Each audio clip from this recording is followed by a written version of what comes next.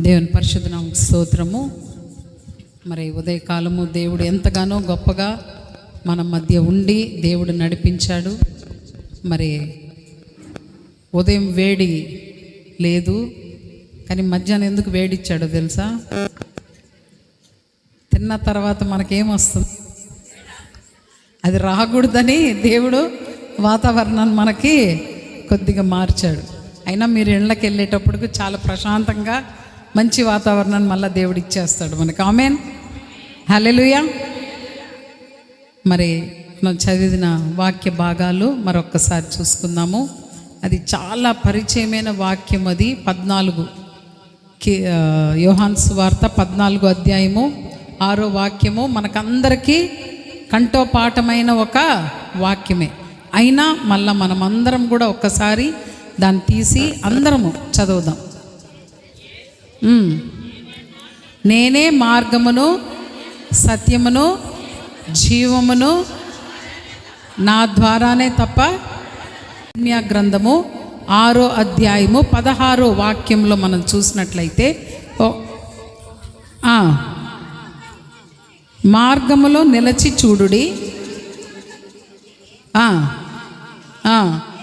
ఏం చేయమన్నాడు? పురాతన మార్గములో నిలవబడి ఏం చేయమన్నాడు? విచారించుడి, మేలు కలుగు మార్గం ఏదని అడిగి అందులో నడుచుకొనడి. అప్పుడు మీకు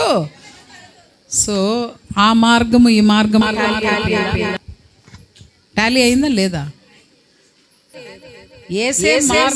మనకి యేసు ప్రభు పుట్టిన తర్వాత ఈ విషయం తెలిసింది. కానీ ముందుగానే అక్కడ ఏమని రాయబడి ఉందనంటే, ఇర్మీయా కాలంలో ఇర్మీయా ద్వారా రాయబడిన ఈ మాట ఏంటనంటే, చక్కగా చూసినట్లయితే మార్గములలో మీరు నిలిచి చూడుడి. అంటే భూదిగంతంలో ఉన్న ప్రతి ఒక్కరికి కూడా సెలవేయబడిన మాట ఏంటంటే, మీరు ఎక్కడో అయి ఉండొచ్చు, కానీ మీరు నిలిచి చూడుడి, పురాతన మార్గములను గూర్చి విచారించుడు. ఎవరు కూడా బ్లైండ్గా మీరేమి రావద్దు. ఈరోజు మనకేమంటున్నారంటే, మనం వెళ్ళి ఎవరో మార్చేస్తున్నాం అంటున్నారు. ఎవరు అంత సులభంగా ఏం మారరండి. అందరికీ వాళ్ళ గురించి తెలుసు, వాళ్ళ సత్యం గురించి తెలుసు, వాళ్ళకున్న మాటలు వాళ్ళకి తెలుసు. అందుకని ఇక్కడ ఏం రాయబడి ఉంది? నీట్గా రాయబడి ఉంది. 1 చూడుడి, 2 విచారించుడి. అప్పుడు మీరేం చేయాలంటే, మేలు కలుగు మార్గమేది అని అడిగి అందులో నడుచుకొనుడి. అప్పుడు మనకేం కలుగుతుందంట?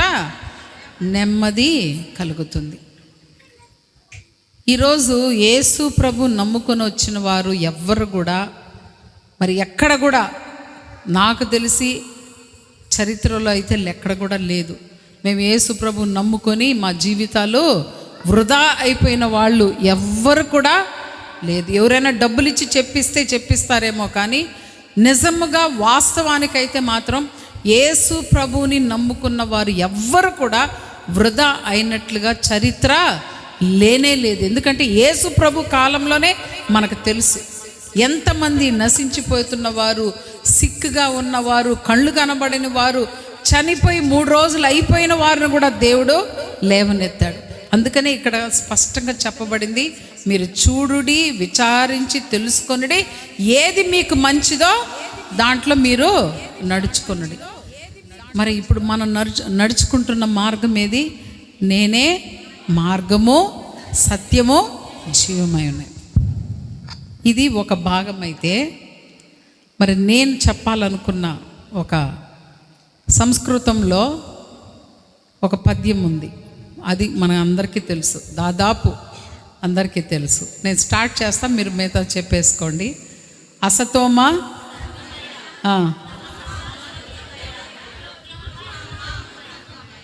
Very good. మనమే చేతులు తట్టుకుందాం ఒకసారి. అందరు చేతులు తట్టండి, చేతులు తట్టుకోండి. మీకు మీరేనా తట్టుకోండి, వేరే వాళ్ళకి తట్టరు, మీకు మీరే తట్టుకోవచ్చు కదా. మీరందరూ చెప్పారా లేదా? దాదాపు ఇక్కడ ఉన్న వాళ్ళు నేను చూస్తూనే ఉన్నాను, దాదాపు 75% చెప్పేశారు ఆ శ్లోకాన్ని. సరే, చెప్పారు. దీనిలో అర్థము అసత్యంలో నుండి నెక్స్ట్ ఆ, జీవంలోకి నడిపించు. యాక్చువల్గా మనం చదివిన వాక్యము, నేనే మార్గము సత్యము జీవమునై ఉన్నానని యేసు ప్రభు చెప్పిన దానికేనో దీనికి కరెక్ట్గా మ్యాచ్ అవుతుంది అనమాట. దీనికి సంబంధించిన, అంటే ఇది స్త్రీలకు సంబంధించి, ఇది అందరికీ సంబంధించిందే. మరి మన గురించే మనం చెప్పుకుంటా ఉన్నామంటే మిగతా వాళ్ళు బయట కూడా కూర్చున్నారు, వాళ్ళు విని మళ్ళీ వాళ్ళు బాధపడకూడదు. అందుకనే ఇది జనరల్గా, అంటే ఇది ఎందుకు చెప్తున్నానంటే అందరికీ గుర్తుంటుంది.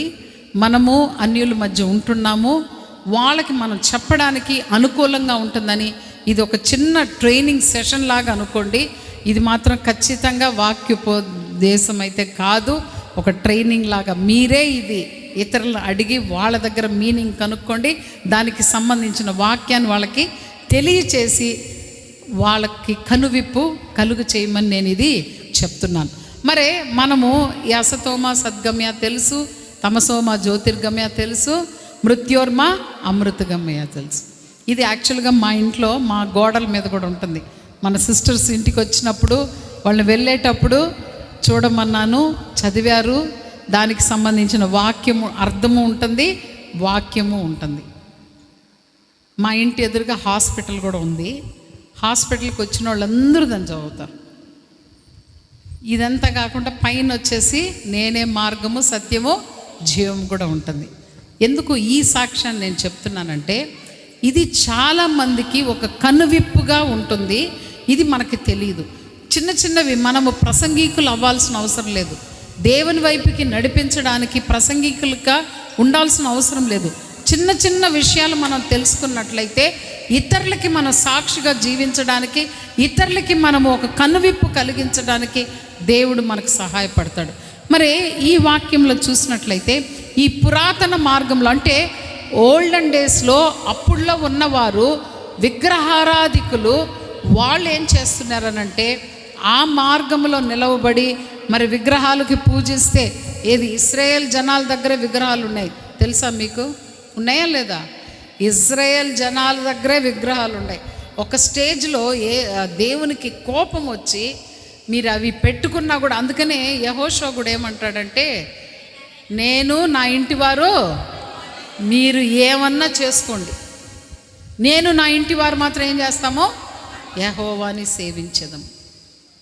మనం ఈరోజు నడుస్తున్న ఈ మార్గము సత్య మార్గం అనేసి మనం ఇతరులకి చెప్పాలి. ఎందుకు సత్య మార్గం అనంటే యేసు ప్రభువు పుట్టుక సత్యము, ఆయన ఈ లోకానికి వచ్చింది సత్యము, ఆయన ఈ లోకంలో చనిపోయింది సత్యము, ఆయన తిరిగి లేయడమో సత్యము, ఆయన తిరిగి రాబోతున్నది కూడా సత్యమే. ఆమేన్, హల్లెలూయా. మన క్యాలెండర్, మనం ఈరోజు రాస్తున్న డేట్ ఉంది కదండి, ఈరోజు డేట్ ఎంత?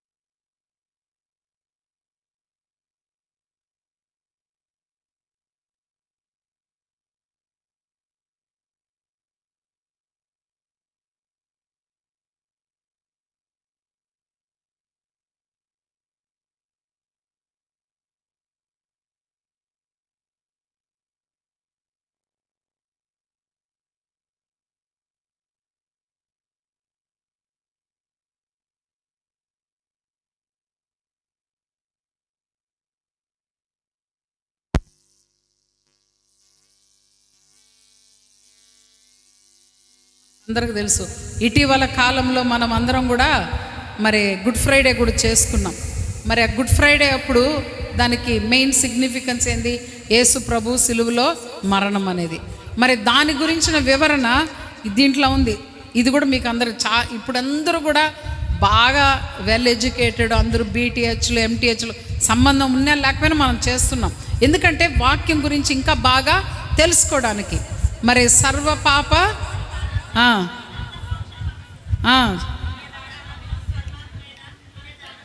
Very good, very good. అందరూ ఒకసారి చేతులు తడదాం మా సిస్టర్ కొరకు.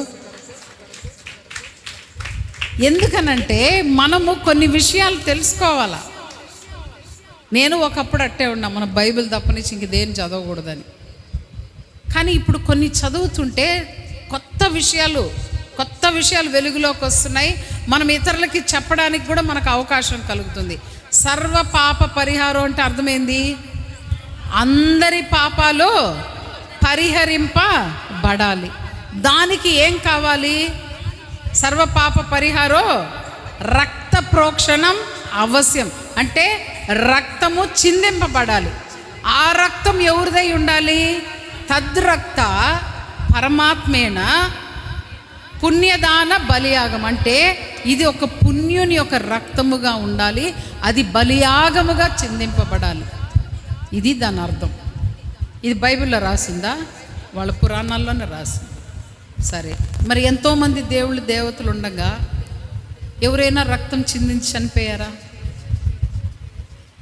Just simple question. ఎవరైనా రక్తం చిందించి అదర్ దెన్ జీసస్ క్రైస్ట్ ఎవరు లేరు. మరి రాయబడింది అక్కడ, జరిగింది ఎక్కడ?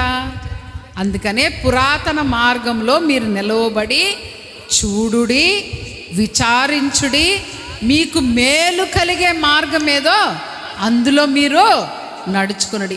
ఇప్పుడు విచారించి తెలుసుకున్న తర్వాతే మనకు తెలుసు. మన ఆర్ఆర్కే మూర్తి గారు, ఆయన ఒక పూజారిగా ఉన్నారు. ఆయన ఏం చేశారు? బైబిల్లో ఏం కనిపెట్టాలనుకొని చదవడం స్టార్ట్ చేశాడు, తప్పులు కనిపెడదామని స్టార్ట్ చేశాడు. ఆఖరికి ఆయన తప్పులన్నీ కనిపిస్తూ ఉన్నాయి. చదవంగా ఒరే నువ్వు ఇటు చేస్తున్నావు అటు చేస్తున్నావు అన్న తప్పులన్నీ దీనిలో కనిపిస్తున్నాయి. ఇంకా ఆయన ఏం చేసేసాడు? పూర్తిగా దేవుని బిడ్డగా మారిపోయాడు. అందుకనే మీరు తెలుసుకోండి, చూడండి, విచారించండి, మీకు మేలు కలిగే మార్గం ఏదో దాంట్లో నడుచుకునండి. కాబట్టి సత్యములోను అసత్యంలో నుండి మనం దేంట్లోకి నడిపించబడుతున్నామో, యేసుని వెంబడించినప్పుడు అసత్యంలో నుండి మనం సత్యంలోకి నడిపించబడుతున్నాము. ఈ సత్యాన్ని ఒకటి హిస్టరీ తీసుకోమనండి. ఎవరికైనా ఒకటే చెప్పాలి మనం. హిస్టరీ తీసుకోండి. హిస్టరీ దేని మీద విభజింపబడింది? బిఫోర్ క్రైస్ట్, ఇది క్రిస్టియన్ ఈరా. సో క్యాలెండర్లోనే మొత్తం ప్రపంచమే యాక్సెప్ట్ చేసింది ఏమని? యేసు ప్రభు ఒక ముఖ్యమైన వ్యక్తి గనుకే. లేకపోతే క్యాలెండర్స్ ఎందుకండి దాని మీద పెట్టి? మన మీద ఉందా క్యాలెండరు? లేదా మన ప్రెసిడెంట్ మీద ఉందా? లేదా అమెరికన్ ప్రెసిడెంట్ మీద ఉంది? ఎవరి మీద లేదు. ఒక్క యేసు ప్రభు మీద హోల్ వరల్డ్ ఆ క్యాలెండర్ ఒకటి. అది ఏ దేశమైనా సరే, అది ఒక ద్వీపమైనా సరే, క్యాలెండర్ ఫాలో అయ్యేది ఇదే క్యాలెండరు. దాంట్లో యేసు ప్రభు పుట్టక ముందు, యేసు ప్రభు పుట్టిన తర్వాత అన్న సత్యాన్ని ప్రతి ఒక్కరు కూడా యాక్సెప్ట్ చేయాలి. సో యేసు ప్రభు నేనే సత్యం అని చెప్పిన వాళ్ళు తప్పేమన్నా ఉందా? ఏమీ లేదు. 100% ఆయన చెప్పిందంతా కూడా సత్యమే. అది ప్రతి ఒక్కరు కూడా మనము నమ్మాల్సిందే. మరి ఇదే మాట మనము ఖురాన్లో, ఎందుకంటే నేను ఇది చాలా షార్ట్గా ఫినిష్ చేయాలనుకున్నాను కాబట్టి నేను వాటికి వెళ్ళట్లేదు. మరి ఖురాన్లో కూడా కొన్ని ముఖ్యమైన మాటలు ఉన్నాయి. దాంట్లో యేసు ప్రభు గురించి ప్రస్తావన చాలా ఉంది. యేసు ప్రభు గురించి ఖురాన్లో 24 సార్లు రాయబడి ఉంది. ఒకసారి ఒకానొక సందర్భంలో ట్రైన్లో వస్తేప్పుడు ఒక ముస్లిము, ఆయన ముల్లా అన్నమాట, ఇది ఊదుతారు కదా, ఉదయాన్నే 5 సార్లు నమాజ్ చదువుతారు ఆయన అన్నమాట. ఆయన ట్రైన్లో ఉన్నాడు. మరి మా తమ్ముడుతో మాట్లాడుతున్నాడు. నేను బాత్రూమ్ పోయి, నేను అది కూడా ఎందుకు వచ్చిందంటే, నేను స్తుతులు చదువుకున్న బుక్ అక్కడ పెట్టేసి నేను బాత్రూమ్ వెళ్ళేసి వచ్చే లోపల మా తమ్ముడిని అడిగున్నాడు. మరి మా తమ్ముడు చెప్పిన తర్వాత ఆయన నాతో కాన్వర్జేషన్ స్టార్ట్ చేశాడు. సరే, నేను ఆయన ప్రశ్నలు అడగడం ప్రారంభించాను. మీరు అందరూ చూస్తున్నారు, మార్నింగ్ అందరూ చూస్తున్నారు. నేను అడిగాను, సరే యేసు ప్రభు గురించి ఎన్నిసార్లు ఖురాన్లో రాయబడిందంటే ఆయనకి రాయబడిందని బాగా తెలుసు. ఎందుకంటే యేసు ప్రభుని వాళ్ళు ఏమని నమ్ముతారంటే ఒక ప్రవక్తగా నమ్ముతారు.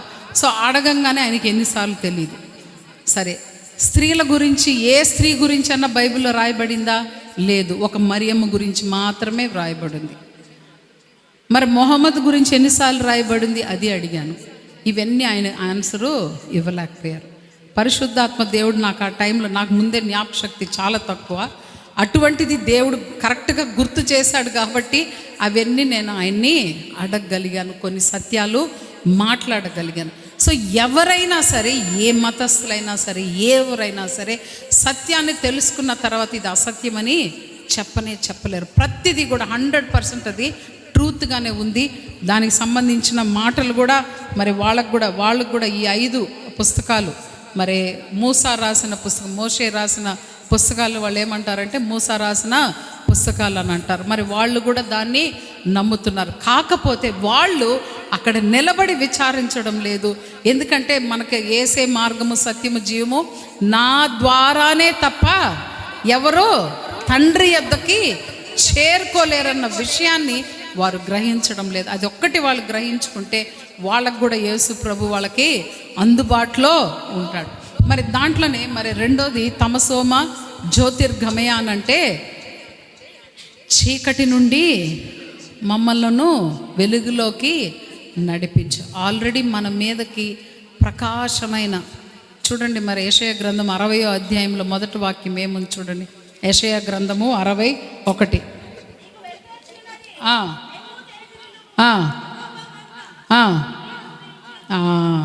యెహోవా మహిమ మన మీదకి ఉదయించుంది. చీకట్లో ఉన్న మన బ్రతుకుల పైన మరి ఎఫెసీ పత్రిక 5:8 కూడా ఒక మాట ఉంది. ఎఫెసీ పత్రికలో 5:8 చూడండి ఒక్కసారి. వెలుగు ఫలం ఏమనగా, చదవండి.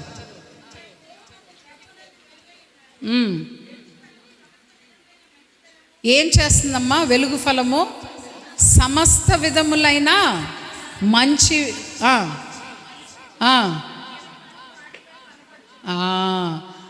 ఎప్పుడైతే మనం వెలుగు బిడ్డలుగా ఉన్నామో మనలో ఏం కనిపిస్తుందంట? మంచితనము, నీతి, సత్యము మనలో కనిపిస్తుంది. చీకటిలో ఉన్న మన బ్రతుకులు వెలుగుమయముగా మార్చిన యేసు ప్రభువు, ఆయన వెలుగై ఉన్నాడు. ఆయనలో చీకటి ఎంత మాత్రమునో లేదు. ఆ వెలుగు మన మీదకి పడిన తర్వాత మనం ఇంకా 0 బల్బుల్లాగా ఉన్నట్లయితే, మనము వెలుగు ఇవ్వలేని పరిస్థితిలో మనం ఉన్నట్లయితే, ఈరోజు ఇంకా LED బల్బ్స్ వచ్చేసాయి, ఇంకా ప్రకాశమానం అయిపోయి ఉందన్నమాట. ఇప్పుడుంతా ఒక చిన్న ఫంక్షన్ అన్నా కూడా ఎందుకు షాప్స్లో ఏకంగా ఎప్పుడు లైట్లు వెలిగేటట్టుగా వేసేస్తున్నారు అంటే అది అట్రాక్షన్ అన్నమాట. మరి యేసు ప్రభు అంత పెద్ద వెలుగు, ఆయన వెలుగు మన మీద పడ్డప్పుడు మనం ఇంకా ప్రపంచానికి కనబడిన వారముగా మనం ఉన్నట్లయితే వెలుగుని మనం సరిగ్గా రిసీవ్ చేసుకోలేదు. అంటే మనకును ఆయనకి మధ్యలో ఏమొచ్చేస్తున్నాయి? మబ్బులు అడ్డం వచ్చేస్తున్నాయి. అవి ఏ మబ్బులో వాటికి కూడా వాక్యం ఉంది. ఇప్పుడు అవన్నీ చూసే టైం లేదు కాబట్టి చీకటిలో నుండి వెలుగులోకి మన జీవితాల్ని మార్చిన ఆ దేవునికి మనం ఎంతైనా రుణపడి ఉన్నాం. మన జీవితాంతము మనల్ని ఒక ఎగ్జాంపుల్గా పెట్టున్నాడు. అది మాత్రమే కాదు, మనకు తెలుసు మత్తయి సువార్త 5వ అధ్యాయంలో 15-16 వాక్యంలో ఏమని రాయబడిందంటే మనం వెలుగై ఉన్నాము, ఎలాగ మన వెలుగు ఇతరులకు కనిపిస్తుందంటే ఒక్కసారి ఆ వాక్యాన్ని చదవండి.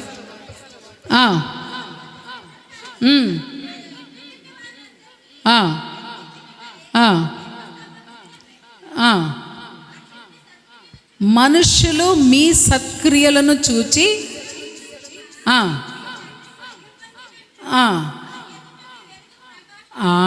మన సత్క్రియలే మనల్ని గురించి ఏం చెప్తాయంట? సాక్ష్యం ఇస్తాయి.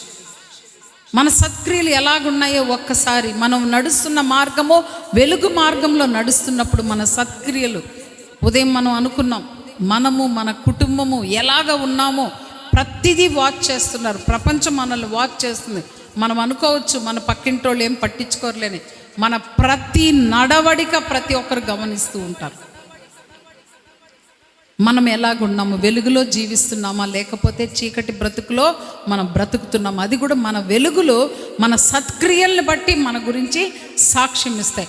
మనం ఆ వెలుగులో నడవాల్సిన అవసరం ఉంది.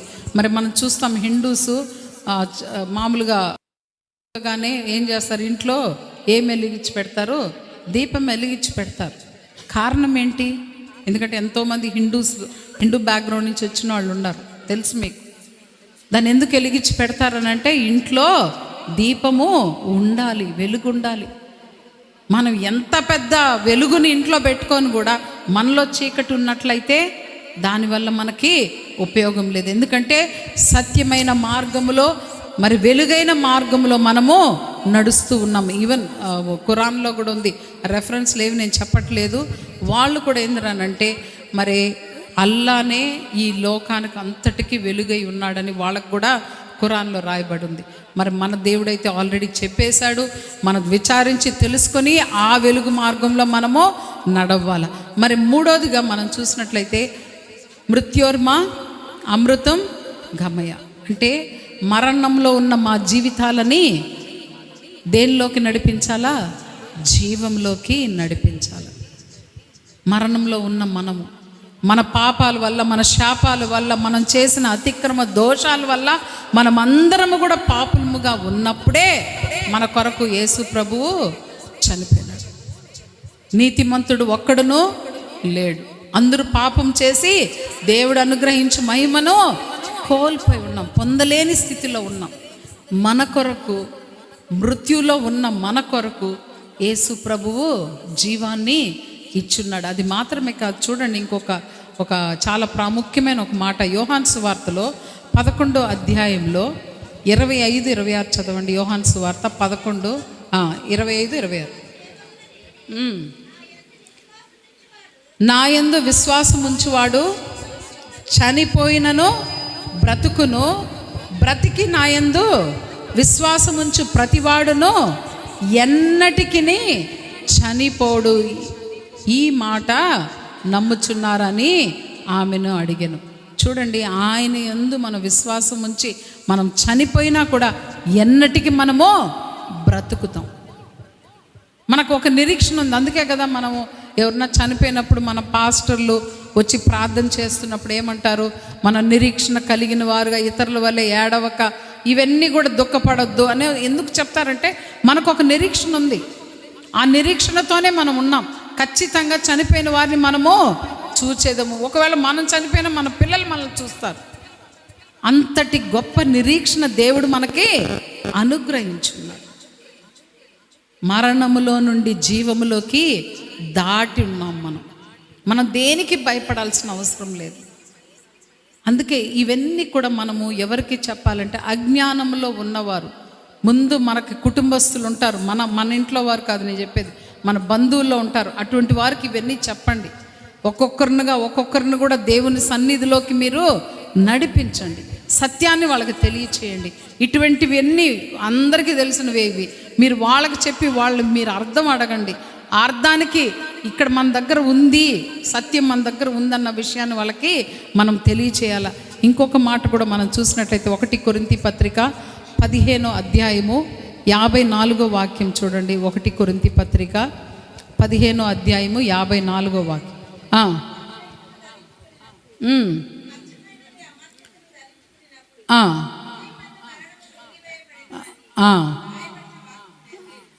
ఇక్కడ చాలు.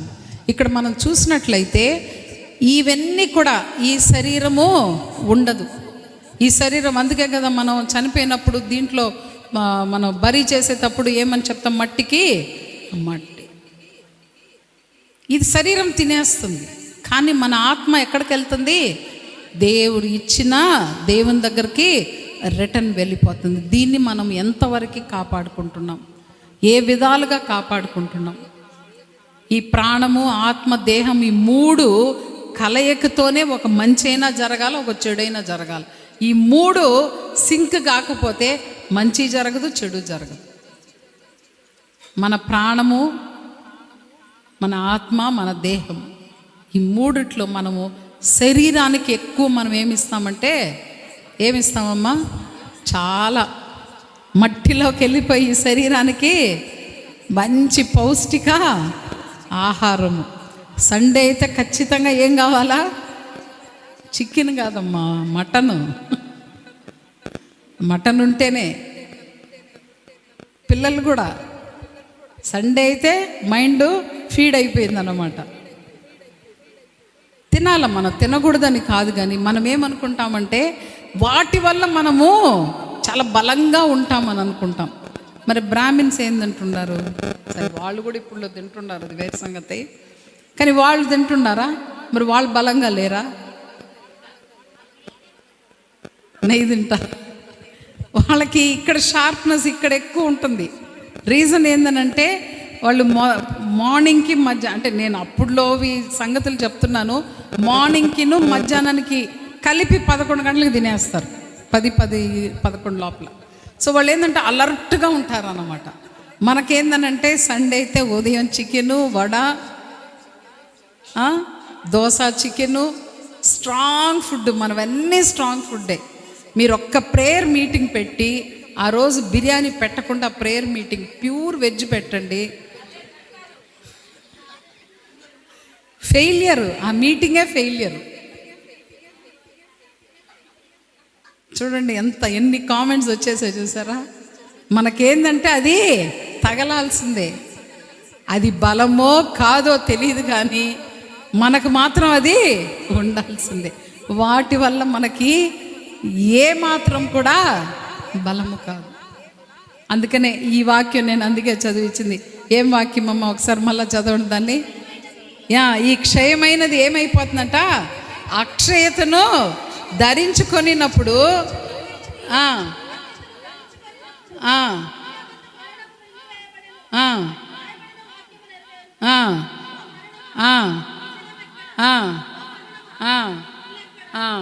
చాలమ్మా.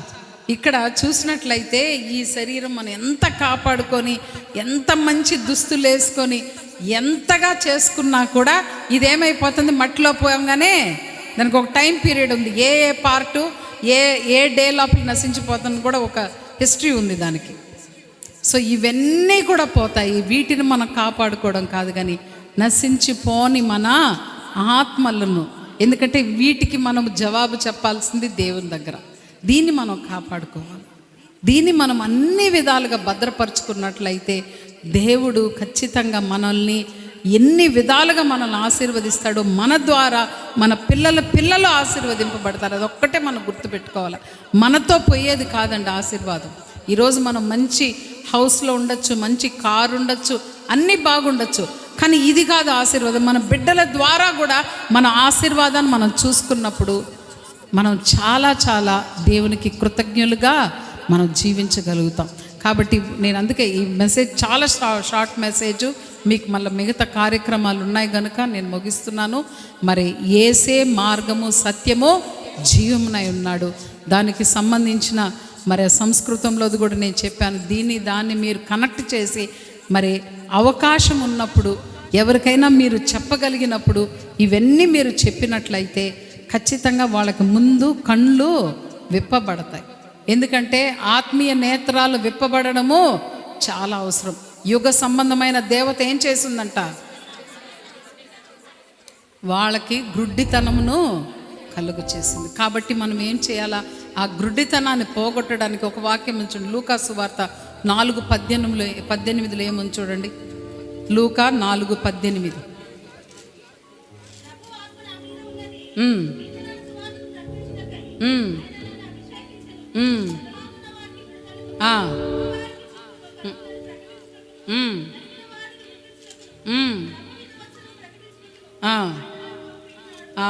చూడండి, ప్రభు ఆత్మ మన మీద ఉన్నప్పుడు ఉదయం మనం అనుకున్నాం, మనము యెరూషలేములో, యూదయలో, సమార్యాలో భూదిగంతముల వరకు ఆయనకు సాక్షిగా ఉంటాం. అది మాత్రమే కాదు, మనం ఏం చేస్తున్నామంటే ప్రభు ఆత్మ మన మీద ఉన్నప్పుడు బీదలకి సువార్తను ప్రకటించుటకు ఆయన నన్ను అభిషేకించును, చెరలోనున్న వారికి విడుదలను, గ్రుడ్డి వారికి చూపును ప్రకటించుటకు, నలిగిన వారిని విడిపించుటకును ప్రభు హితవత్సరము.